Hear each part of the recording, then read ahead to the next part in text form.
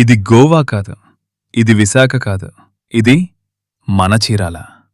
మనసుని మెల్లగా దోచేసే వడరేవు Ramapuram beach road. నేను మౌరీషస్ వెళ్ళాను, దుబాయ్ చూశాను, ముంబై నైట్ లైఫ్ అనుభవించాను, పాండిచ్చేరి వీధుల్లో తిరిగాను, భారతదేశంలోని ఎన్నో పేరున్న ప్రదేశాలు చూశాను. కాని నా ఇంటికి కేవలం 20 కిలోమీటర్ల దూరంలో ఉన్న చీరాల బీచ్ అందాన్ని చిన్నప్పట్నుంచి నేను సాధారణంగానే తీసుకున్నాను. ఎందుకంటే అక్కడే పుట్టి పెరిగాం కదా.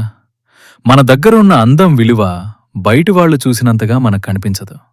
చిన్నప్పుడు ఎన్నోసార్లు వెళ్ళిన ఆ బీచ్ రోడ్డు ఇప్పుడు చూస్తే మరో ప్రపంచంలా మారిపోయింది. ఈ మార్పు మొదలైంది 2014లో. కాటారిపాలెం నుంచి రామాపురం వరకు దూరం తగ్గించేందుకు పొట్టి సుబ్బయ్యపాలెం నుంచి వడరేవు వరకు 7 కిలోమీటర్ల కొత్త రోడ్ వేశారు. ఆ రోడ్ రాకముందు చీరాలకి చెందిన ఒక ప్రముఖ డాక్టర్ గారు ప్రశాంతంగా విశ్రాంతి తీసుకోవడానికి అక్కడ చిన్న బీచ్ హౌస్ కట్టుకున్నారు. దాని పక్కనే 8 గదులతో చిన్న రీసార్ట్ మొదలుపెట్టారు. అది చూసి మరో డాక్టర్ గారు ఇంకో రీసార్ట్ నిర్మించారు. అలా 1 2 అయింది, 2 10 అయింది, 10 వందలైంది. ఇప్పుడు ఆ ప్రాంతంలో చిన్నవి పెద్దవి కలిపి 250కి పైగా రీసార్ట్లున్నాయి.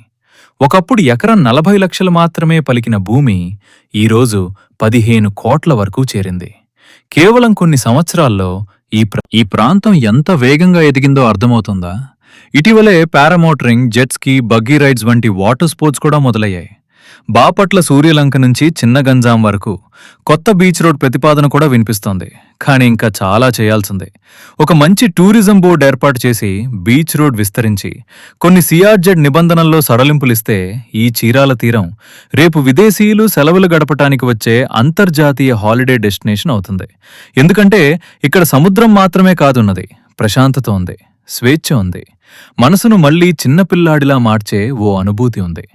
ఒకసారి వచ్చి చూడండి మా చీరాల బీచ్ అందాలు. మీరు వెనక్కి వెళ్లేటప్పుడు మీ హృదయంలో కొంత సముద్రాన్ని తీసుకెళ్తారు.